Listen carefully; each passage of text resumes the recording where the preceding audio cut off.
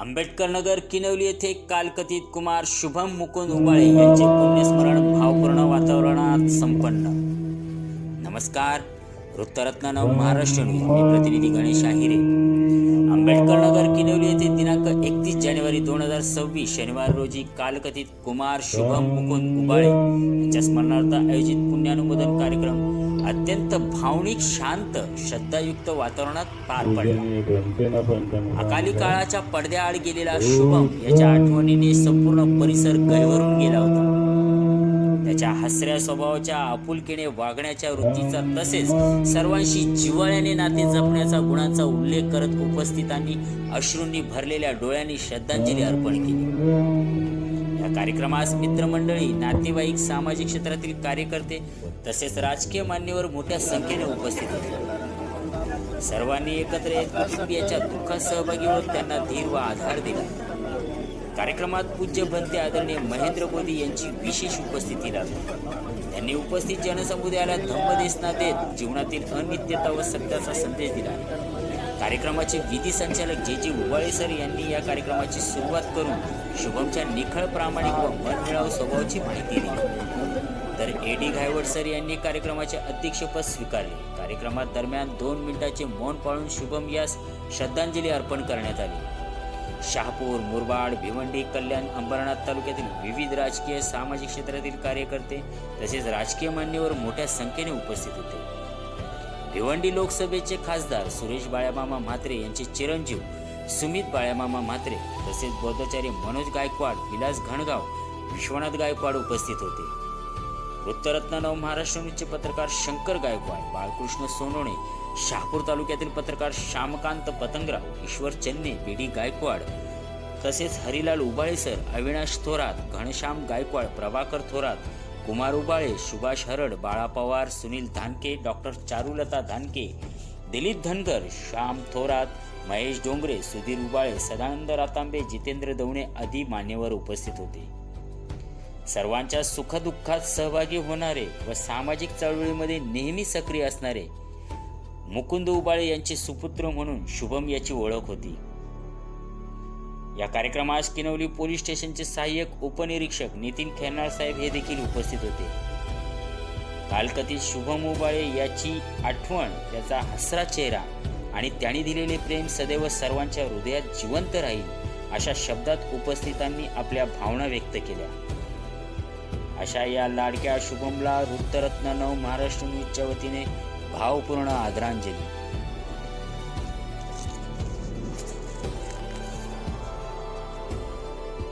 शुभमच्या जीवनावर बऱ्याच वक्त्यांनी एक प्रकार जोर टाकलेला आहे. मी थोडासा त्याच्याही जीवनावर आणि धम्माच्याही धम्मासाठी थोडेसे 4 शब्द बोलणारे. सर्वांनी हात जोडायचे 2 मिनिटांसाठी स्तब्धता.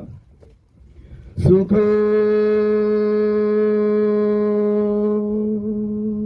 बुद्धा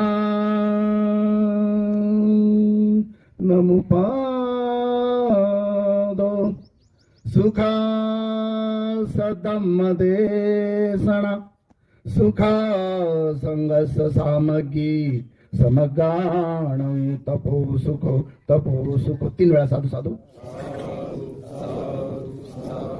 धम्मदेशनेचा अर्थ आहे सुखद आहे बुद्धाचा जन्म, सुखद आहे सत धम्मदेशना, सुखद आहे संघ एकता आणि सुखद आहे सामुदायिक तपश्चर्या.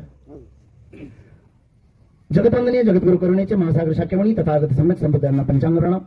विश्वरत्न विश्वभूषण परमपूज्य बोधिसत्व महामानव डॉक्टर बाबासाहेब आंबेडकर यांना ही पंचांग प्रणाम. कुलवाडी भूषण बहुजन प्रतिपालक, हिंदवी स्वराज्य संस्थापक, बहुजनांचा राजा जाणता राजा छत्रपती शिवाजी महाराज यांनाही मानाचा सन्मानाचा मुद्रा. स्त्री शिक्षणाचे उद्गाते महात्मा ज्योतिबा फुले, राजर्षी शाहू महाराज, अण्णाभाऊ साठे सर्व राष्ट्रपुरुषांना, महापुरुषांना त्यांच्या त्यागाला, कार्याला, विचारांना विनम्र अभिवादन करून या महामानवाला जीवनभर साथ देणाऱ्या महामाता, माता महामाया, माता प्रजापती गौतमी, माता यशोधरा, माता भीमाई, माता रमाई, माता जिजाऊ, माता सावित्रीबाई फुले सर्व आदर्श मातांना त्यांच्या कार्याला, कर्तृत्वाला, त्यागाला विनम्र अभिवादन करतो. ज्यांची जीवन ज्योत 10 दिवसापूर्वी पंचस्कंदात विलीन झाली. पंचस्कंद आहे रूप, वेदना, संज्ञा, संस्कार आणि विज्ञान. त्या कालकथित शुभम मुकुंद उबाळे त्यांच्याही स्मृतीस विनम्र अभिवादन करतो. संस्कार मंचावर असलेले या कार्यक्रमाचे अध्यक्ष आदरणीय ज्येष्ठ श्रेष्ठ बौद्धाचार्य पोलीस स्टेशनचे PI कर्नल साहेब, एकूणच या कार्यक्रमाला उपस्थित असलेले सर्वच राजकीय, धार्मिक, सामाजिक विविध क्षेत्रातील मान्यवर, पदाधिकारी, श्रद्धाशील संपन्न माझ्या माता भगिनी, बालबालिका आणि शुभमोर प्रेम करणारे सर्व, त्याच्या दुःखात सहभागी झालेले सर्व, समाजातील सर्व त्याचे मित्र परिवार, सर्वांच्या प्रति मी मंगल कामना व्यक्त करतो आणि धम्मदेशनेला सुरुवात करतो. बंधू आणि भगिनींनो, शुभमच्या जीवनावर जास्त दृष्टिक्षेप बऱ्याच वक्त्यांनी टाकलेला आहे, परंतु आजचा खरा विषय माझा असा आहे, अनित्य, अनात्म आणि दुःख. आपण थोडं अनित्य समजून घेऊया, कारण संपूर्ण आयुष्य तथागत भगवान बुद्धाने दुःख मुक्तीसाठी, दुःखातून आपल्याला बाहेर कसं पडता येईल या मार्गाचं मार्गदर्शन केलेलं आहे. अनित्य म्हणजे नित्य नाही, शाश्वत नाही, त्याला अनित्य असं बोलतात. ही संपूर्ण पूजा मान्य केली, हे संपूर्ण अनित्यतेचे प्रतीक आहे. या फुलांना काल माहित नव्हतं आपण पूजेसाठी जाणार आहोत, गटारात पडणार आहोत, गाडी खाली चंगरणार आहोत, की आपल्या उद्या काय होणार आहे. मेणबत्ती लावली त्यावेळेस अखंडित होती, 5 मेणबत्त्या लावल्या त्यावेळेस अखंडित होत्या. आता तिथे एकही मेणबत्ती जळताना दिसत नाही, म्हणजे तिचं अस्तित्व संपलेला. संपूर्ण या मांडणीकडे जर बारीक लक्ष दिलं तर अगरबत्ती लावली त्यावेळेस अखंड होती, जळत गेली. त्याच्यावर वेळ कमी आहे तरी मी 2-2 शब्द सांगण्याचा प्रयत्न करेन. अनित्य, नित्य नाही, शाश्वत नाही, त्याला अनित्य असं बोलतात. अनात्माकडे जाऊया. अनात्मा म्हणजे या शरीरामध्ये आत्मा नावाचा कुठेही पार्ट नाही, कारण संपूर्ण बुद्धिझम हा विज्ञानावर आधारित आहे. मनाच्या मांगल्यावर, बुद्धीच्या कसोटीवर प्रत्येक गोष्ट तुम्ही घासून बघा. मी काय जे शब्द सांगेल यावर विश्वास ठेवू नका, पण तुमच्या बुद्धीला पटलं तर मात्र विश्वास ठेवणं गरजेचं आहे. आत्मा 4 गोष्टी, जीव 4 गोष्टी एकत्र आल्या की जन्म होतो. आप, तेज, वायू, पृथ्वी 4 घटक एकत्र आले की जन्म होतो. पुन्हा एक घटक जरी आपल्याला मिळाला नाही तरी आपला मृत्यू होतो. आपण पुढे दुःखाकडे जाऊया, कारण फार वेळ कमी आहे, 15 मिनिटात काहीच होत नाही. दुःखाकडे जाऊया. जातीपी दुःख, जरा दुःख, म्हातारपण दुःख, रडणे दुःख, ओरडणे दुःख, चिंतित होणे दुःख. चिता आणि चिता एकच अनुसाराचा फरक आहे. चिता ही मेलेल्या माणसाला जाळते आणि चिंता ही जिवंत माणसाला जाळते. आता कितीही शोक केला, कितीही आक्रोश केला आणि कितीही रडलं गागलं तरी गेलेली व्यक्ती पुन्हा कधीच येत नाही, म्हणून शोक आवरा. तसं चिंता ही जिवंत माणसाला जाळत असते. अप्रियांचा संयोग दुःख आहे आणि शुभम सारखं प्रिय व्यक्तिमत्व आपल्यातून निघून गेल्यावर सगळ्यांनाच दुःख आहे. परंतु त्या दुःखातून सावरण्यासाठी तथागत भगवान बुद्धाने अनेक मार्ग दिलेले आहेत. बंधू आणि भगिनी, तथागत भगवान बुद्धाला एकाने प्रश्न विचारला होता, भो गौतमा, अंत जटा पही जटा जटाय जटी सापजा तम तम गौतम पुच्छमी विजटय जटन जटा. बसलेल्या पैकी सर्वांनाच अंतर्मनातलं दुःख वेगळं आहे, कारण बऱ्याच व्यक्तींनी स्वतःची माहिती सांगितली, शुभमची सांगितली. शुभमच्या जीवनावर प्रकाश जो टाकत असताना काहींना, ज्यांचे मुलं ज्या ज्या परिस्थितीत गेले, त्यांच्या अंतर्मनातले ते दुःख व्यक्त करू शकत नाही. बसलेल्या कित्येक माता भगिनी आहेत, तुमच्या अंतर्मनातलं दुःख तुम्ही व्यक्त करू शकत नाही. उपासकामध्ये तुम्ही अंतर्मनातलं दुःख व्यक्त करत नाही, हे बाहेरील दुःख आहे. थोड्या वेळ वेदना होतात, थोड्या वेळ वेदना होतील आणि तुम्ही निघून जाणार आहे, पण तुमच्या अंतर्मनातलं दुःख तुम्ही कधीही लपू शकत नाही. अंत जटा पही जटा जटाय जटी सापजा तम तम गौतम पुच्छमी विजटे. अंतर्मनातलं दुःख फार वेगळं असतं बंधू भगिनींनो. जाता जाता कबीराचे 3 डोळे सांगतात. कबीरजी बोलतात, आया है सो जाएगा राजा रंग फकीर, कित्ते सिंहासन चढ बैठे कित्ते ने पैनी जंजीर. राजालाही तिथं जायचंय, प्रधानाला तिथं जायचंय, आपल्यालाही तिथं जायचंय. फक्त लाकडाचा आणि लाकडाचाच बदल असतो. राजा असेल तर कदाचित चंदनाचा असेल, प्रधान असेल तर सागाचे असतील, आपण बोललो तर संयुक्त लिंबाबाबळीचे सगळ्या प्रकारचे लाकडं असतील. पण जळण्याची प्रक्रिया सारखीच असते. 3 तासामध्ये या देहाचं 3 चिमूट राख होते आणि ती राख या मातीला मिळते. बंधू आणि भगिनींनो, कबीरजी बोलतात, कर कमाई बंदया से लेकर तू क्या जाएगा, मुट्ठी बांध के आया था हाथ फैला के जाएगा. जो तथागत भगवान बुद्धाचा नियम आहे ते पुढच्या 4 सत्यात मी सांगतो. कर कमाई बंदया से लेकर तू क्या जाएगा, मुट्ठी बांध के आया था हाथ फैला के जाएगा. ज्यावेळेस आपण जन्माला येतो त्यावेळेस आपल्या दोन्ही मुठी बंद असतात आणि जातो त्यावेळेस शरीर हे लाकडासारखं ताट झालेलं असतं, मोठे वळत नाही. जाताना काही घेऊन जात नाही माणूस. सिकंदराचं 2 मिनिटाचं उदाहरण देतो. सिकंदर जग जिंकायला निघाला होता. अमाप संपत्ती होती बरोबर. जग जिंकण्याला हिरे माणिक मोती सगळं काही होतं, गडगंज पैसा होता. आणि जगातल्या 8 डॉक्टर तपासायला होते. तपासून जेवण जात होतं, दिवसाला 8 वेळा तपासणी होत होती. आणि त्या डॉक्टरने सांगितलं की सिकंदर आता तुम्ही काहीच वेळात मरणार आहात.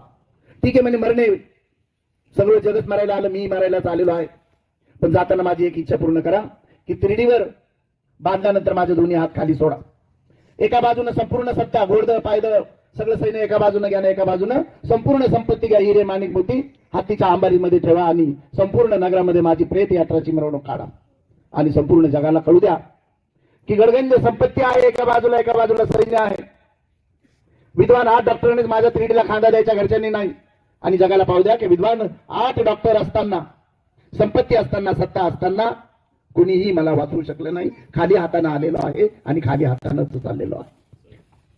आपण बरोबर काही नेत नाही बंधू आणि भगिनींनो. बरोबर जे नेतय ते जसं शुभमचं आज त्याच्या एक वाक्य आहे, मनुष्य किती जगला याला अजिबात किंमत नाही, तो कसा जगला याला जास्त किंमत आहे. मनुष्य 100च वर्ष जगला पाहिजे याला असं काही गरजेचं नाही. त्याला जेवढं आयुष्य लागलं, भले आमच्या शुभमला 23 वर्षाचं आयुष्य लाभले असेल हरकत नाही, पण त्यांनी त्या 23 वर्षामध्ये असं काही करून गेलाय आणि कित्येक लोकांच्या स्मरणात राहणारा हा शुभम 1000 वर्ष जगलं पाहिजे, 100 वर्ष जगलं पाहिजे असं नाही.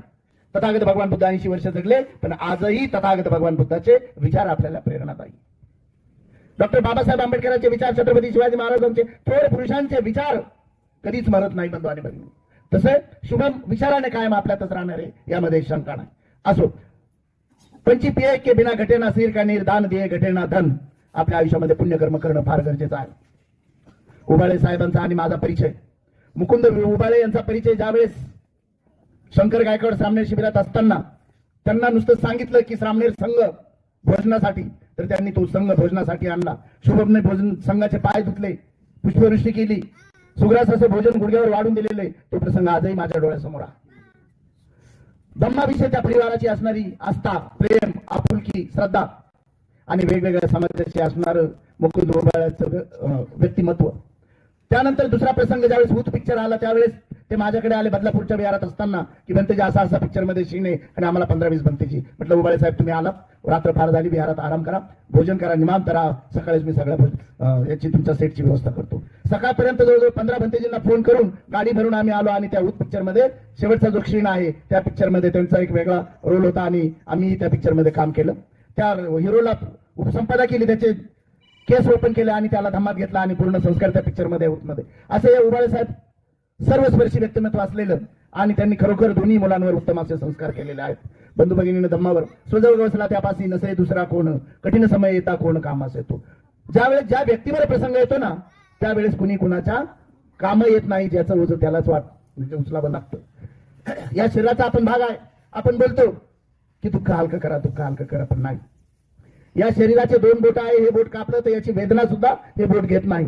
संपूर्ण बसलेला मायेचा पसारा आहे, संपूर्ण बसलेला मायेचा पसारा आहे. ऐक प्राण्या तुला सांगतो व्यर्थच नव्हे, मायेचा बाजार वेड्या मायेचा बाजार.